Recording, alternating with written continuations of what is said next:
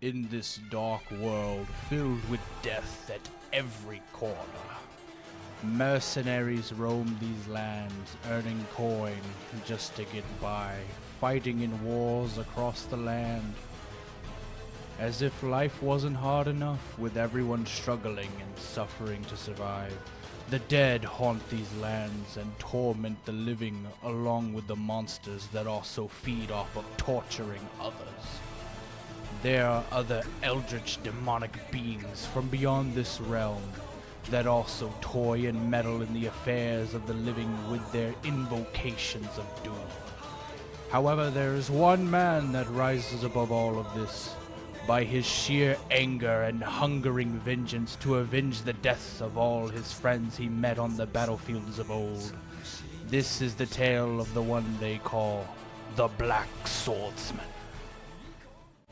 風に焼かれまうカルマの悪頼る美なくはいよはいよ悟り百夜の人なればキューキューキュー君にまだ声をして Tis I, Vanti Veros, and we are finally getting into the review of the Berserk Volume 1. You know those little deluxe editions I've been collecting. I finally finished Volume 1. It took me a while to read because anytime I read a story I really enjoy, I sort of devolve back into a child, and I get into that child state where I do voice acting and sound effects out loud and just overall have a blast reading and immersing myself in the pages. Without further ado, for this review, there will be spoilers, of course. So if you don't want those, go read it yourself. Come back. And also, I won't be putting full-on manga panels on the screen because I'm paranoid about publishers writing up to my castle with siege equipment, tearing down my walls, all because I showed a full-on page. It's dumb in my opinion because one, this is an old ass manga, so what the fuck? And two, it's not like anybody anytime soon is gonna give us an anime that will complete this damn story. One last thing, viewer discretion advised, of course. It should be a no-brainer, but come on, just Google this manga or look at the softies on Twitter talk about it. You'll quickly find out why, really fast, really fast. Wow, with that long scripted part out, let's go to part one. Honestly, how this manga starts is kind of hilarious. I thought it was a meme. I thought people were over exaggerating how this started. But I'm here to inform you, no, they were not exaggerating in the least. Man's literally bumping uglies with a woman he already knew was a demon. She literally transforms and says, "You fell into my trap. This is your last taste of heaven before I send you to hell." Then Guts just basically goes, "No, no, you." Basically kills her like within like the first 4 pages of the manga. I was like, oh, that's how we're gonna start this. Looking fantastic, man. So yeah, I think the demon lady had some pretty wild post-nut clarity, literally watching her existence flash before her eyes. Next scene we see Puck the elf, which in this universe are like fairies. I don't know why, but hey, it's good to see something different, you know?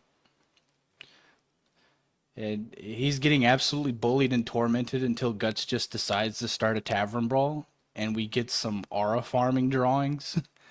But to be honest, the whole time I reminded myself of that one Adult Swim show we never got called Korgoth of Barbaria and the tavern fight scene. If anyone knows what I'm talking about, oh my god, that show was so good. We got robbed. Anyway, he tells one bozo, "Tell your boss I'm him and he's coming." Then proceeds to do a 180 and split a gooner in half. I don't know why bro thought he could just sneak attack just to be turned into a spilt idiot sandwich on the floor. So yeah, Guts once again aura farming as usual because he got to keep that him status.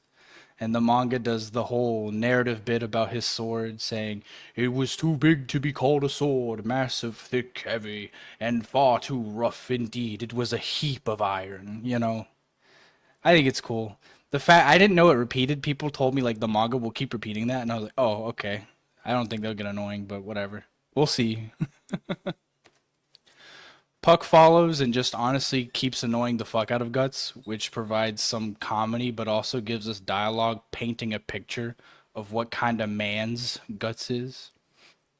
Then for some reason Guts allows himself to be caught by the city guard, which is kind of crazy, especially when you consider the fact we just watched this absolute unit of a man four-piece chicken nugget combo like multiple people and sliced a whole ass dude in half, but whatever. It's for the story and exposition of building up Snake Man from Mega Man, but demon. So I can look past that for the most part. I'm a pretty forgiving reader when it comes to stories. Puck ends up finding Guts, and they have a "oh shit, what up" moment with some edgy Guts dialogue that low key kind of slaps. Because as Guts monologues, Puck kind of has a moment where he's sensitive to the rage that's emanating from Guts, which to me was kind of like, oh yeah, this might be hinting at the manifestation of the wolf beast thing. That's like a manifestation of Guts's bloodlust and thirst for revenge. Which I don't know if that's what it is, but to me, that's how I interpreted it. But someone's probably gonna rage at me and say I'm wrong, and I'm just gonna respond, okay, cool story, bro. Let me enjoy my moment. That's what I thought it was. I felt like it was hinting at that. But yeah, so to keep things short, we beat the scales off of Snake Man and torture him a bit. And Guts ask about the God Hands, so hell yeah, we get introduced into a piece of lore. You know, that was fascinating. I didn't think it was gonna happen that fast, but it happened that fast. Next chapter, we learn more about Guts's brand, which burns when near demons, but also he has to deal with that one Castlevania game where it's like, oh, what a terrible night to have a curse. But imagine that's every night with Guts getting hunted by a bunch of undead and demon gooners. So yeah, couldn't be me, bro. I don't know. That's wild. The next part, I like to call this the meat and potatoes of Volume One, because this one part that this whole volume has, it's like six or so chapters of this one big cohesive story. So I was not expecting that, but it was a fun ride. We basically follow Guts going to another demon bozo, but along the journey before we throw down, we get a small sewer dude who like pieced the fuck out of the castle after the count of this location started to act a bit quirky, if you know what I mean. Sewer Broski got that thing on him, but what is that thing, you ask? The Behelit. I think that's how you pronounce it. However, the hell you pronounce the thing. Basically, it's the evil ooh ah ah MacGuffin, and we, the audience, learn this evil-looking pendant, when activated, brings you into another dimension, and you see the five members of the God Hand. So it's like a key to another dimension. So Guts takes the Behelit after getting ambushed by the same guy we fought a few pages ago, except now he got demon powers from possession. Sewer Broski gets publicly executed Skyrim style. Puck tried to intervene, but Epic fails. He gets captured, and we meet Teresa. I think that's how you pronounce her name. I don't remember. That's how I read it when I was like voice acting and reading the manga. And basically, she's the quirky count's daughter, and ever since the death of Mummy Dearest, she's just been sitting around being kept in her room by her dad, just laying around being a neat. That's the best way I can explain it super super fast without getting into super like amounts of detail. Anyway, we get told after her mom's death, dad went even more crazy about hunting down pagan worshipping heretics. And real quick aside, I thought that was all to that story, but oh boy, I was so dead ass wrong. Holy crap. Because later we fight the Count in his slug like HP Lovecraft form, and my god, he gets his ass beat. Then the behelit activates, and then the one goofy ass god hand with the punk spectacles, like he literally looks like he has punk rock glasses at all times. I don't remember what the fuck his name is. I don't even know we got told his name or not. But he shows us what actually happens. And he's like, what happened was, and I was not ready. The count caught his wife in real freaky, like getting real freaky, like with the pagan Baphomet statue. I think that's how you pronounce it. And it was like a whole room wide orgy. So yeah, that was I was not expecting that fucking turn of events. I was like, oh, I thought, wifey died, he felt sad, and then, ooh, vengeance. Nah, like she was getting freaky with the statue and the whole orgy, bro. And bro caught her in the act of being, for the streets, so he goes berserk, slaughters everyone except the wifey for the streets. So he tries to Minecraft game over himself, and then boom, the evil MacGuffin activates, and he sacrifices the hoe in the invocation of doom. And bro becomes secret slug demon, which I guess cool. I just couldn't imagine like being filled with rage about my wife having a secret sex dungeon orgy just to become a slug demon. I'd be kind of upset about that.